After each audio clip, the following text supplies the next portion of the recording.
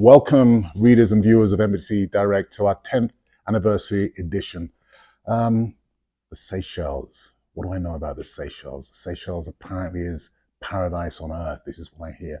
And I was invited to the Seychelles. I did a voiceover for some Seychelles corporation, and I was invited. And then what happened was that COVID struck. So I still haven't had the opportunity, but I do have the opportunity today to talk to His Excellency Claude Morel from the Republic of the Seychelles. Good morning, sir. I'm very happy to be here. Thank you so much. It's a great opportunity. Thank you so and I much. thank you and all the others from Rodrigo Charias, who has been a colleague, former colleague, and a friend for giving me this opportunity to be here on this special occasion. It's a special occasion. For you. Oh, for us. Yeah, the 10th. Yeah. 10th anniversary. Yes, of course. Yeah, no, it's fantastic. And I'm very happy to hear that you had planned to go to Seychelles, but COVID spoiled that dream of yours. Yes, it did. But you know what I'm interested in is that this apparently is your second term of mission in South Africa. Am I correct? Yes. So I would love to know your feelings of being in South Africa and what you gained on a professional level as well as on a personal level of being here. Yes, first of all, you mentioned that Seychelles is paradise on earth. Yes, we are unique. The slogan that we have been using for some years now, is unique by 1,000 miles. And we're unique in many ways, and I'll come back to that later on when you ask me a question on tourism. I'm a career diplomat. I started in 1981. And my involvement with South Africa is great an attachment that I have to the country. My personal experiences date back to my days when I was a student. I remember it was in spring, summer of 1980, when I was at university in France, northern France, University of Lille, and there were a group of students who were affiliated to the Socialist Party at the time, which was the second largest party in France. And they said, come, join us for a discussion on what's happening in South Africa, what's happening to Mr. Mandela. I joined them, and ultimately they decided to go to distribute leaflets on campus, and then we went in the city center. It was the Free Mandela leaflets, and I think that was more or less a worldwide campaign at the time. So I still remember that very vividly. And when I joined the ministry 2 years later, I was a desk officer. I was looking after South Africa. And I was, as a young officer, was sent a number of meetings at the OAU Liberation Committee meetings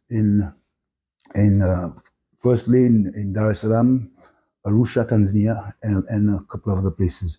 Now, that's when I came to be conscious of what was happening in this country and the horrors of apartheid. That was the dark side of the history of this country. So, and after that, I again became involved in preparing dossiers for my superiors. And I remember the days that led to the dismantling of apartheid in 1988, 1993 period.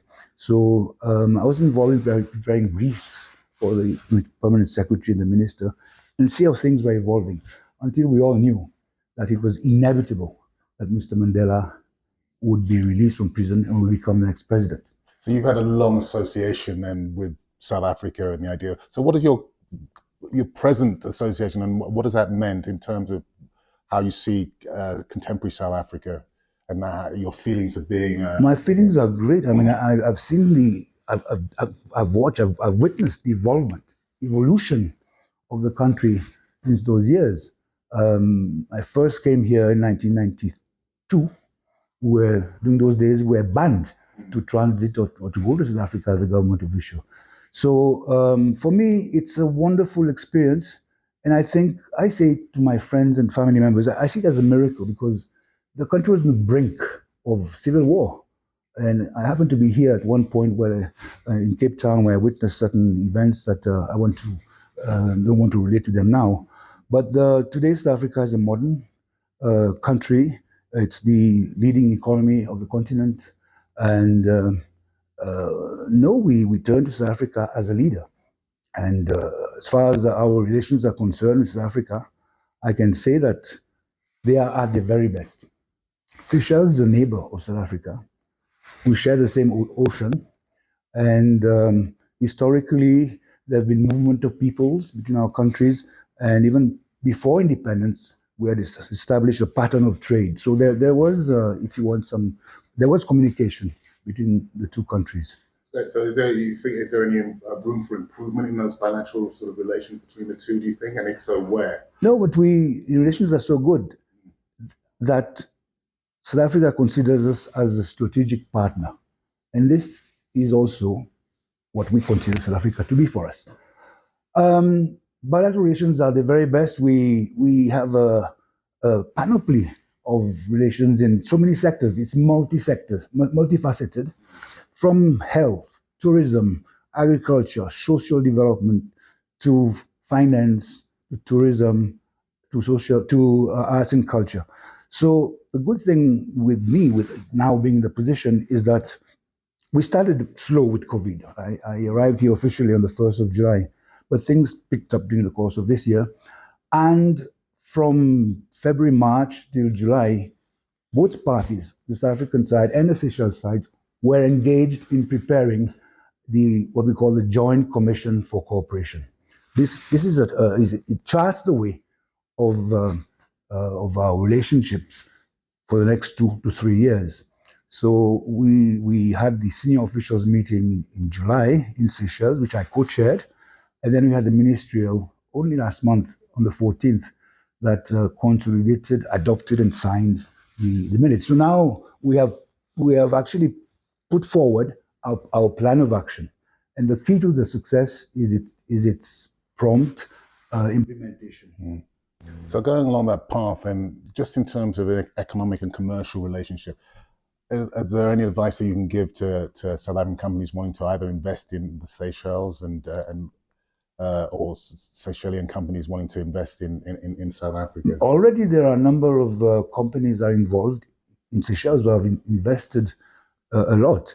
I'm thinking of in the hospitality sector. There are South African interests there.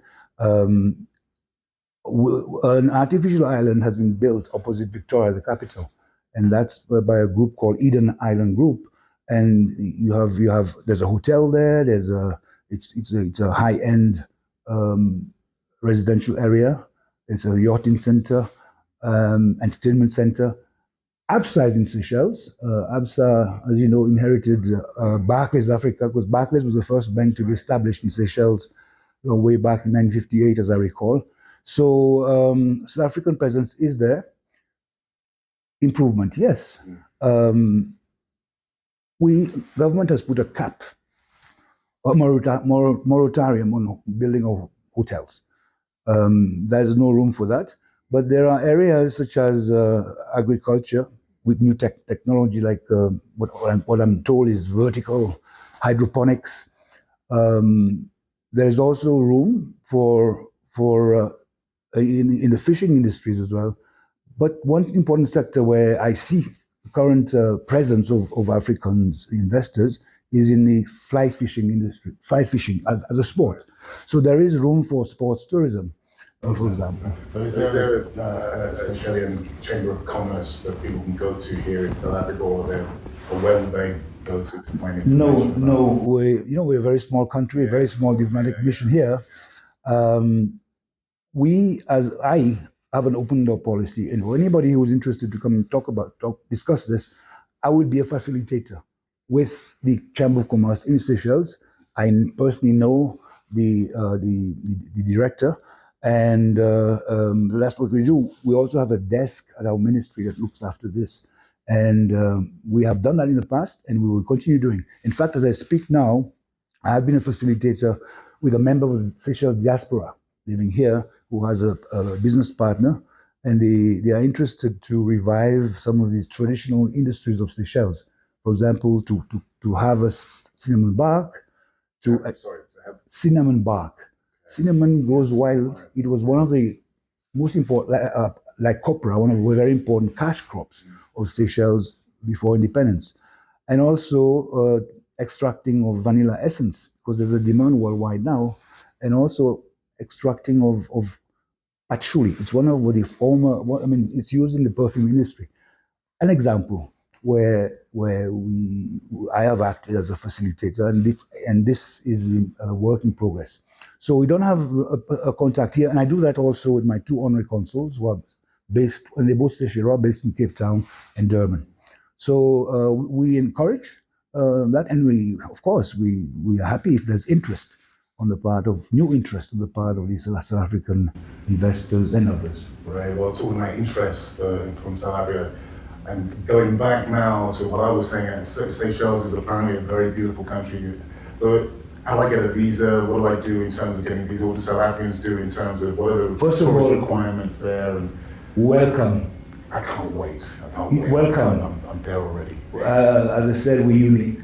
Unique in many ways. Seychelles is comprised of granite and coral islands. We're an archipelago of 115 islands. And as a Seychellois, I think every island, every island has its own distinct character. So our population is also a melting point, another rainbow country. Great, fantastic, they are. And we're of course multiracial. The population is mostly Christian. But the uniqueness comes when, for example, when traveling. You can do many things that you can't do elsewhere. You can do island hopping by boat, by yacht, or you can fly to many of the islands. We are bringing in cultural tourism. That means tourism to the population, where you can have a taste of everyday life of a Seychellois family, for example, where you can actually learn to cook Creole cuisine. You can enjoy not a glass of beer, but a glass of toddy. That is coconut beer, wow. which you don't. Haven't found it here. I found pineapple beer here. You didn't bring any with you? No, you have to eat. You have to have it fresh, and not more than 2 days old, otherwise it becomes a vinegar. Yeah. Right. That's fantastic. Oh wow. Yeah. So, are there sort of visa requirements that one needs? Sorry, before I come to visa, I should have mentioned that we are home to two World Heritage sites. The Aldabra Atoll, which is not well known as the Galapagos Atoll, but we have the huge giant tortoises there, and fauna and flora is unique. And then we have the Vallée de Mai on Pralais, which is the second island. This is the home for the coco de mer. It is unique in the world, and it's a double nut, and it is in the Guinness Book of Records as being the heaviest nut that exists in the world. Wow. So, and there are other attractions. Fishing, if you love fishing, it's there. Sailing, for example, as well. Now, Seychelles is a visa-free country.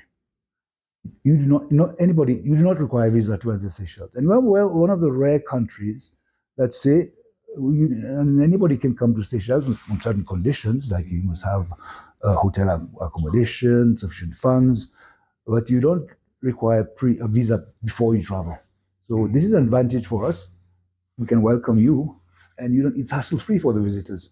So you don't have to worry about any visa. Just get your suitcase. Get on the plane, get my suitcase. And get your shorts, pants, your t-shirts, your swimming costume, and off you go. So what do you think about, because Seychelles is what is Seychelles considered? It's in the Indian Ocean, correct? In the center, yes. Center of the Indian Ocean. And your ties in Seychelles, not just with South Africa, but with the rest of the continent. How's that sort of play out? What do you think the future of the continent is in terms of that? No, we are, of course, part of the African group. There are 5 islands in the Indian Ocean and 3, on the west coast. So we are an island nation. We do advocacy for small island development states, but we are part and parcel of the African continent. The future, I think, there's a lot that can be done. Trade, for example. I believe there's not enough intra-African trade. And we should be promoting that, especially that most of our countries have signed and some have ratified the African Free Trade Continent Agreement. I'll give you one example. We export, one of our major exports is canned tuna. Fishing is the second pillar of our economy other than tourism. And we've been, for the past almost 30 years now, most of our canned tuna goes through Europe. We have an agreement with the European Union. But I think we should diversify that. And we are attempting to do it now because we have a certain dispensation within this grouping called COMESA. One example, we are looking for a market. I know that North African countries consume a lot of canned tuna. Egypt is an example. We are now trying to aim to target that market. Imagine you get a niche in a country that has 106 million people and all the benefits that it brings for a small country like ours. Yeah, just one question which I want to ask, which is slightly off from the South African question, is that with the whole global warming, how is that affecting the Seychelles? Have you seen sea rises? Have you been impacted? So I'm glad you raised that. COP is being held in Egypt. Yes, it is. Yeah. My head of state is there with his Minister of Environment and other members of the delegation. Obviously, this is an issue for most islands, and not only the island. Africa has coastal states. Yes, exactly.